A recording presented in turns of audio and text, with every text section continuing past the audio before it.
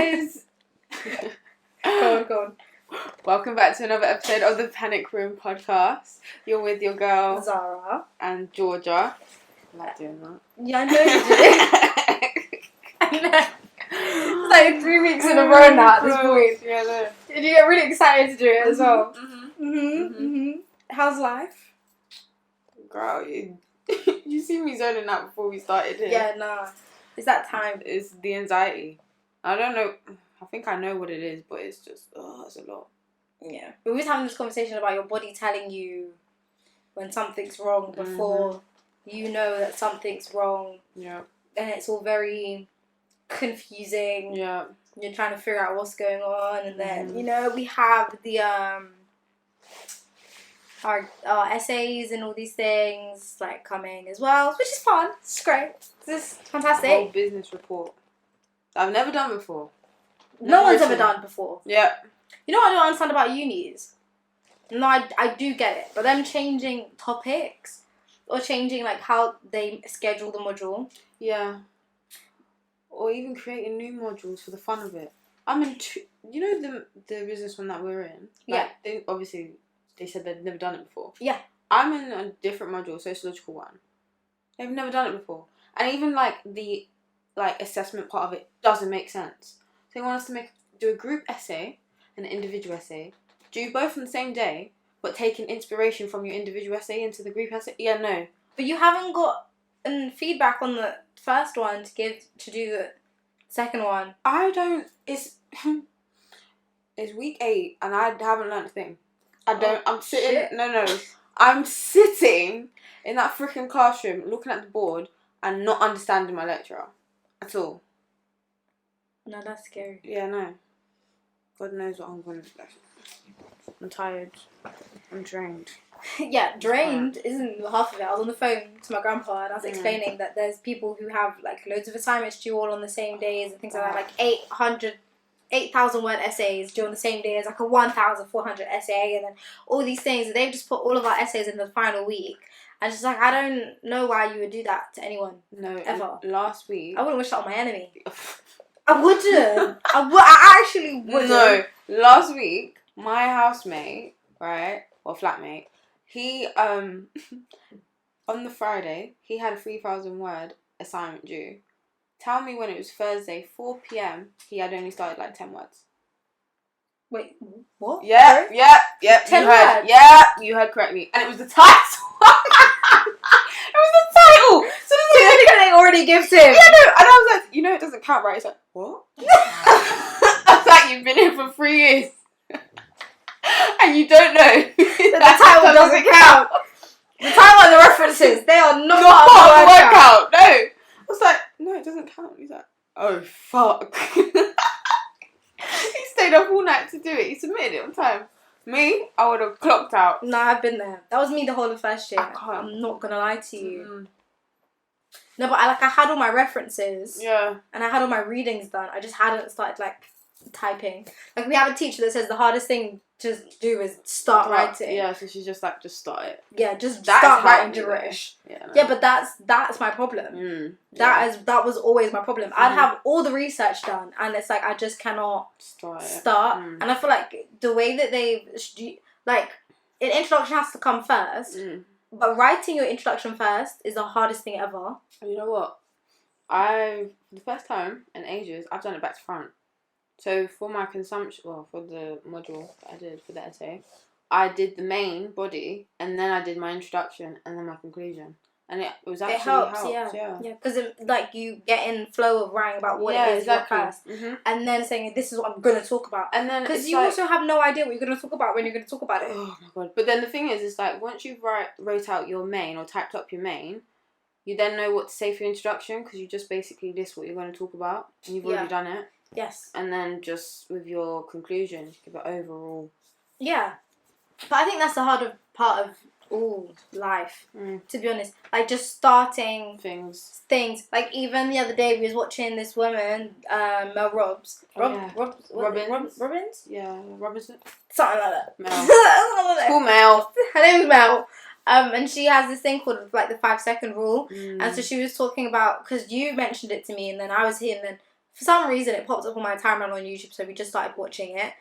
And she was talking about how the hardest thing is to just like that first day of changing something, or that first week of changing something that you want to change, is the hardest part about it. I think that's what gives you the most anxiety. It's not actually like doing it, it's starting doing it.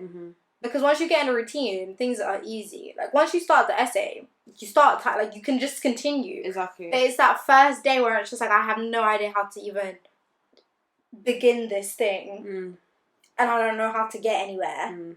And then it's really difficult to just say, well, you just got to start and then see what happens. And I feel like that's what gives me the most anxiety, to be honest.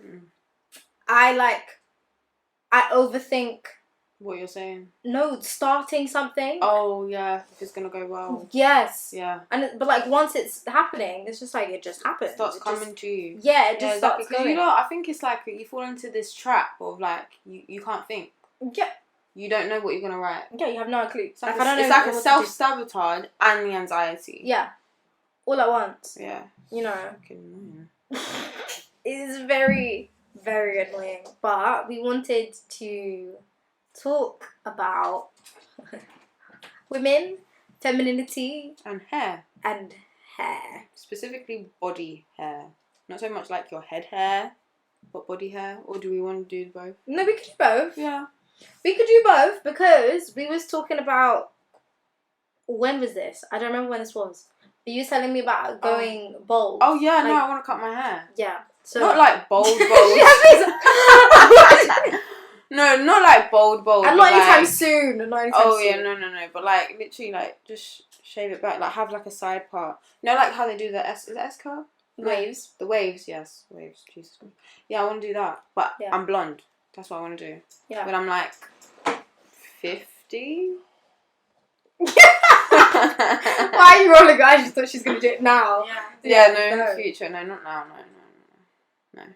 So yeah, no, because that's what I wanted to say. Because we, like, there's this thing about women having no hair. On your head, you want them to have hair, but everywhere else on their body, you want them to be bald. Yeah. That's what we were saying last time. You want Rapunzel length hair, but smooth. Hairless. Like a newborn baby. Yeah, exactly. Get a newborn baby.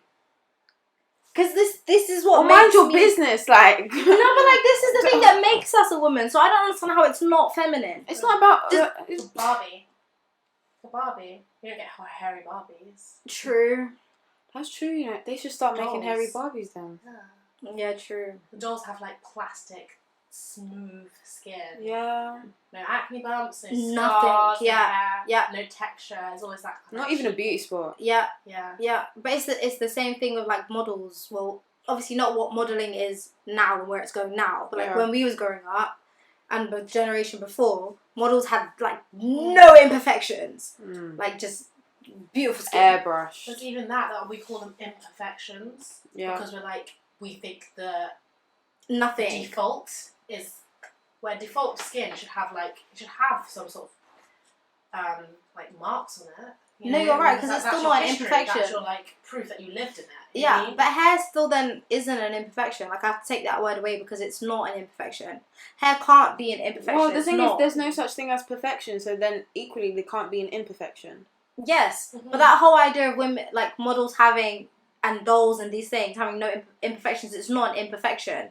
Hair is normal and everyone should have. Everyone does have it. Yeah. Does that make sense? It's what makes us human. Yeah, but also like when, not to make this a little bit like intimate, but like growing up, I would understand that like when I start having hair, that means I'm a woman. Yes. I'm growing up, and I was looking real forward to that as a child. And also, well, I wasn't looking forward to my period, but I knew that was like that's what makes me a woman. Yeah, now we hate it, but like that, us saying as girls that's something that we was like, oh, I know when that happens, I'm a woman, and then you get to that point, and men are like, well, I don't want you to have any of it. Yeah. So I knew that I was turning into a woman, and you're telling me that you want me to be a baby again. So really, what are you asking for a child? Well, because this is the thing that I don't get. Like, even you just showed me the clip of the man saying that some girl had hairy armpits. Oh, yeah. And she was like, she decided by choice that she was not going to shave her armpits. Yeah. And he was like, she's unhygienic because she has hairy armpits. But men have hair on their armpits. I've never seen a man shave their armpits. Never seen a man shave his armpits. So what are we doing? So are they unclean because they have hairy armpits? Must. Because we're not about to be hypocritical. Right. Well. If I'm unhygienic because I got hairy armpits, you are unhygienic because you got hairy armpits. Yeah. 100%. Yeah. It has to go both ways. Okay, so we're all musty then. Yeah, of course. Must be. Fuck. Like, I don't. It's just so stupid. And then we internalize that, Yeah. and then now we don't know whether we're shaving because we want to shave, or shaving because we think we have to shave. Yeah. Like, if you've got boys saying you're unhygienic because your armpits aren't shaved. Like, I had a friend that literally would shave everything. Like, arms, legs, face. And I'm like, dude. Yeah, it's not that. Why? Why? What's wrong with the arm? You know what? I have hairy arms. People used to try to shame me, and I would just be like, no, they keep me warm in the winter. Keep me warm in the winter. You're not finna shame me about my hairy arms. No. But it's annoying. Because I know it's still something I've internalized. Because, like, I feel like, especially, like, with shaving, and if you're, like, in a relationship, are you shaving for yourself, or are you shaving just for the other person? Because single me and relationship, well, it's obviously different, but, like, the things I do are different. Shaving wise. Yes.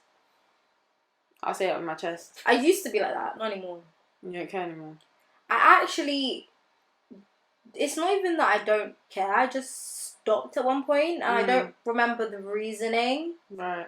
And now it's like I don't care. Does that make sense? Like, there was a point where it was like toes were done. Like, shaved, all these things, you know, make sure eyebrows are done, whatever. And then I was just like, I don't do that for myself. Does that make sense? Like, I don't do that for myself. So, but like, did you ever care about what the other person was thinking? Yeah, 100%. That's why I was doing it in the beginning. So how did you stop that? One time you just get caught off guard, and then someone's like, no, I don't care. And you're like, okay. I think I had, like, my arms out. Yeah. And I have this thing about armpit hair. Like, I genuinely have this thing. It's not even a man thing. Yeah, I genuinely have this thing. Yeah, I've told you. We've been on the podcast on my now, and you like, I heard you or something because my armpits aren't shaved. Yeah. Me and my house by myself, happily armpits out. But, like, in general, prefer to have them shaved. That's just a me thing. I just prefer to have armpits shaved. But I think one time I had, like, a vest on and a hoodie, and it was hot, so I took off my hoodie, and then I forgot that my armpits weren't shaved. And he was like, no, it's like, I don't care. Oh, wow. And I was like, oh, shit, okay. So why do I care? Yeah. See, this is the thing. But that is that necessity of that, like, that male validation. Yeah. Because if it's a me thing, like, this is my thought process right now, which is happening. You can see my thought process. I just said it was a me thing, right? But then in second breath, I said, well, that man gave me validation, and now I don't care about it. Yeah. So why? Did you? It's not a me thing, then, is it? No. It's a male validation thing. Because it's not necessary. Well, it's the way I don't want to say it's the way we've been conditioned, but, like, it still impacts us. As much as we're trying to fight it, there's just some things that we can't fight. Jovi. Yeah. No, you're 100% right. Oh, gosh. And no, now, like, I don't feel around people that I'm comfortable with. Yeah. I have my armpits out. Yeah. But, like, if I go outside the house, I'm not doing that unless my armpits are shaved. And I think that's a me thing. But now, like, even if I'm with you or if I'm with whoever, then I don't mind it. Yeah. But other than that, like, even before, it was like nobody.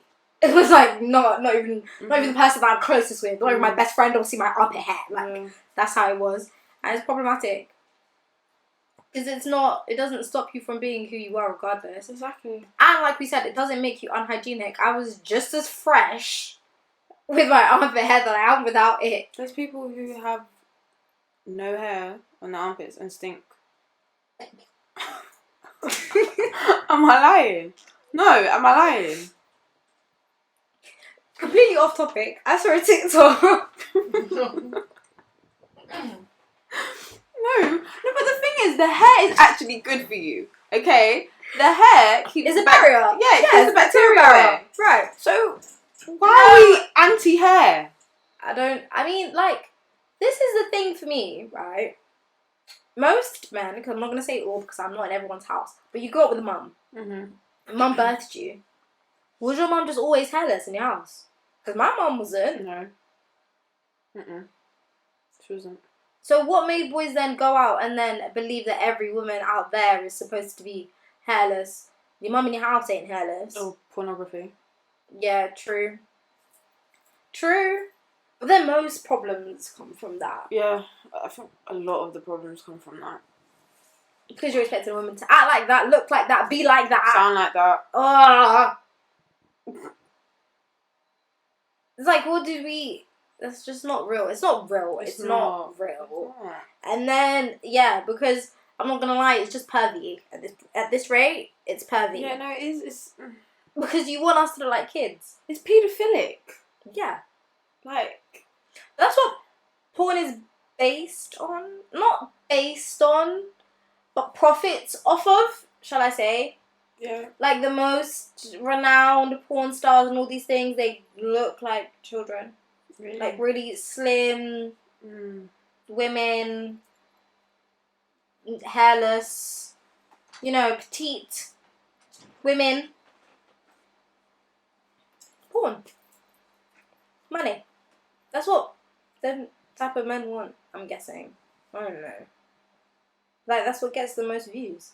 Like, I remember telling you that I saw a thing of Chucky Online. I think. And they was with a porn star. And she was like, no, I'm not what men want. She's like, she's got curvy. Right? And then she was like, no, but I'm not. I get my money because I have my audience. But she's like, the people that I know are making mad money is the skinny girls. Hairless, skinny, petite, tiny.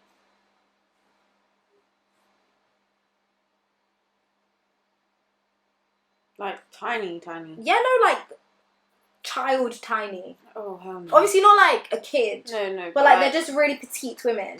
Yeah. Nothing wrong with them. No, but like, the men that want to watch that, or think that's everything. Yeah. Lord. Oh, the fly. There's a spider. Lord have mercy. I would have been up and out in my yard, in my bed, because I do not ramp with spiders. No, your phobia of spiders, Yasmin's issue with spiders, and we just all got problems. And your house as well is ridiculous. Yasmin's house is full of spiders, guys. They're just like attracting to her house at uni. Also, completely random. But there's this thing in uni at this current moment with men spiking women, drinks, and all of that stuff. And I wanted to talk about that for a second because I think we need more conversations about what men are willing to do, what people are willing to do for things, including drugging and stuff. And our uni's way to fix it was by telling us to buy. Was it buying? Or they gave out test kits To test if you've been spiked.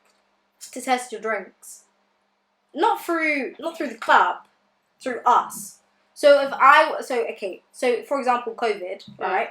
You see how our uni has test centers on campus for us to go and get tests or do home tests, whatever. Instead of doing that with this, by saying we're going to give all the clubs test kits that they can hand out at the front desk, or we're going to make sure no needles are coming in or whatever, there was just like, if you want to check if you've been spiked, then the test kits are... That is fucking ridiculous. I didn't even know that, first and foremost. What the fuck? You know what? You know when we went out the other day, they didn't check our bags. No, they didn't. Other clubs do. I've been to the other clubs in Exeter, and they have now what's this electronic sort of thing to go through? The metal Like detector. airports. Yeah. detectors, and then you have to put all your like belongings in little trays, and they'll vendor about like vending machine. Oh, that's good. Your pocket to pat it down, all that stuff. Obviously, it varies depending on what club you go to. Yeah. But, well, I mean, obviously, I've never seen the sort of needle that they use to inject you in, so I have no idea what it looks like. But I was thinking, even going through all of that, it's so easy to go through. So, for instance, I went to a club and I had no pockets on, I had a mesh top on, there was nothing, you could see everything. The person was like patting down, I was like, what are you going to find? But them doing it, this particular club didn't have a metal detector, but they went through my pocket. But I had a coat, they let the coat to go through. I had a sore throat that day, so I had straps in. I didn't look at it at all and didn't notice that. We saw it through, and I was like, well, if I get my strapsals through, then you can get your roofie drugs, you can get your injections in, it's gonna be in the shoe. There's so many different places where you can hide it. And the people who are gonna go and spike, I was like, are willing to do anything to get it in. People, and they're not gonna be like, oh well. Yeah. They got it in my pocket. I'm not gonna try. They're gonna actually hide it. Yeah. So, I don't know. I don't know what could be effective. Yeah, but it's just like they should know all these hiding techniques by now. Do you know what I mean? I don't think do they care though? I don't know. I don't think they they care. care. Because I feel like if they don't make an attempt, then no one would go to clubs anymore. Yeah, but that is them making an attempt, isn't it? Yeah, so that's their attempt. It's not effective, but they have to show performance activism. Yeah. Yes. Performance concern. Whatever. Yes. Performance activism. But that being said, I went to another club and they did have. So obviously, when you go clubbing, you have like a normal glass, I think, but they had these sort of stickers they put over your glass and they put your straw through, so nothing can go through. I've seen those. Those are really good. And if you've got VKs obviously put straw It's like a in. bottle. They have a little bottle stopper, so you put the bottle stopper on the VK and then the straw through the VK, so nothing can go through. That's good. I just really loved it, and I had my little VK oh look at me, but it was really weird because no one else in the club had these things I had. I requested it, and I was like, can I especially have it? And it felt a bit weird because I can see people looking at me you're scared of getting spiked, sort of thing. Well, yes, I am. Yeah, 100%. What's the issue with that? But the thing is, I've never drunk anything at a club except water. But I'm too paranoid. I can't do it. Something happening. Yeah, to no, it. I can't. Can be spiked as well. Yeah, but no, they give it to me in a bottle. Okay, but the bottle, you open it. Yeah, I'll open the bottle. And then you buy bottled water. Yeah. Okay. Cool. Yeah. I can't drink in clubs. Try. No. But then even the spiking, you don't have the drinking club. And That's true. Yeah, because it's needles. The whole issue is that they're spiking you with needles. Yeah, I mean, when the conversation first started happening, people say, "Oh my gosh, I think it's all these spiked needles." I remember overhearing someone say, "Oh yeah, but if I get spiked by needle injection, I'll feel it." As they were suggesting that they won't be, I don't get. There's no possible way that I could. Yeah. No, as in I don't get that drunk in clubs. Because I'll feel it once someone spikes me, injects me. I'm like, that's not the point. Because once you felt it, it's too late. It's too late. But that's the whole not point. The oh look everyone, I felt it. Yeah, but they're targeting the ones who are off their face because they won't feel They're it. already drunk. Yes. And then you just wake up with a bruise. Right. But that's the whole point of the needle issue is that by the time you felt it, you've already been injected. I went to the Student Health Centre twice this week about some other stuff, and I went in and I was there in the little reception area. There was no one there. And I was there for 30 seconds just walking through places to get to different places. And I heard two people separately say, I think I've been spiked. I want to, how can I proceed? It's really sad because this particular girl, she said, I think I got spiked a week ago. And I was walking out and I didn't have time to wait. I don't really care to listen to her conversation. But in my head, I ultimately thought there's nothing you can do at this. Well, listeners, correct me if I'm wrong, but I think there's nothing you can do at that point because the drugs pass out your system within 2 days, sort of thing. Maximum. Even 2 days, that's a bit much. It's normally within 24 hours out. So if it's last week, there's nothing they can really do. Yeah. But what can they do anyway? Even if it's still in your system, the most they can do is get it out.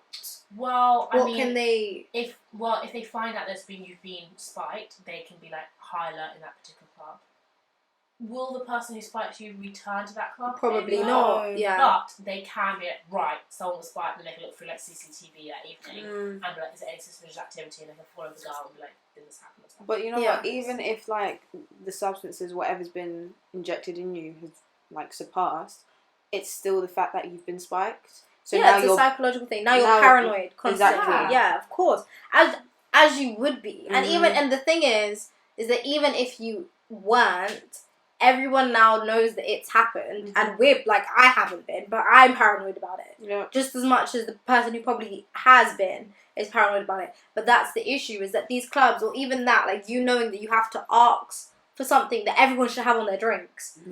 It shouldn't be a thing where I'm like, oh, can I have the thing to protect my drink? They should just be putting it on there. Exactly, yeah. Automatically. It should be a thing where you get your drink and the little cup over it. I just straight feel away. like there's just been a lot... It's just lazy.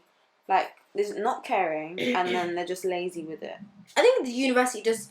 I think, not even just to say it's the university, our university, but I think most times, when it's an institutional thing, it's easier to do the bare minimum, like you said, performance activism, than it is to actually change something. Yeah. You know, because they don't want to necessarily change it, and they don't want to be involved. I don't think they want to be associated with it. Also, it's quite hard because it's not the university clubs. There are quite a lot of university students involved, but we got to stop thinking that this city is purely for students. Yeah. Like, yeah, a lot no, of the of cases course, are, yeah. Like, people from outside, and also quite a lot of cases of people in spite of people who are not at university. Yeah. And so I guess there is a limitation of what the university can actually do to intervene. I don't know about there's so much more the university can do. There's also like a clear limitation, but they're nowhere near that limitation. Yeah, and I feel like that's why I change it from like the university to institutions, because then we're talking about the clubs themselves and not just the uni doing something about it. Because like you said, like the club isn't attached to the uni. Loads of students just go there because we live here. But other than that, it's just a club. Does that make sense?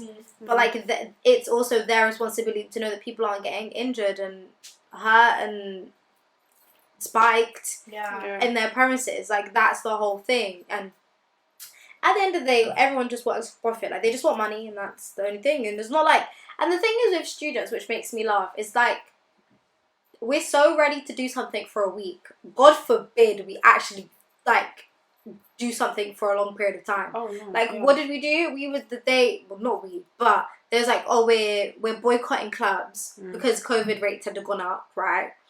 They boycotted clubs for what? Not a month. One day. What, that Monday? Yeah. That was for spiking, wasn't it? Yeah, it was for spiking. And then everyone goes back again. So what? what was the point? What was the reason? It is like, it's just that. We're hooked on the thing. It's performance. Yeah. Oh, we're doing something. It's also Monday. Yeah, Exactly. like anyone goes to a club on a Monday. Right. God forbid they said Wednesday. Oh. God forbid. Or Friday. Yeah. Oh, Friday night. A weekend. Oh. No. Could never. Yeah. Like, Maybe that's what needs to be organised. Maybe, I don't know what societies will be. What society or organisation organised that original strike? Do you guys know? I don't know, but there is a... my One of those class... feminist ones. My class has a... I told you lot been known about this hippie class that I have, but we're doing... Everyone has to do a change project in, like, their groups. There's a group of 4s. And there's a set of girls that did...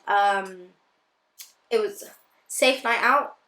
They did that, and they did it on a Wednesday, and all the money that they raised, so the tickets and the drinks and everything that gets sold on that night, all goes to the foundations that do, like, raising awareness of, like, women's health and their safety and stuff like that, but they called it Safe Night Out, right?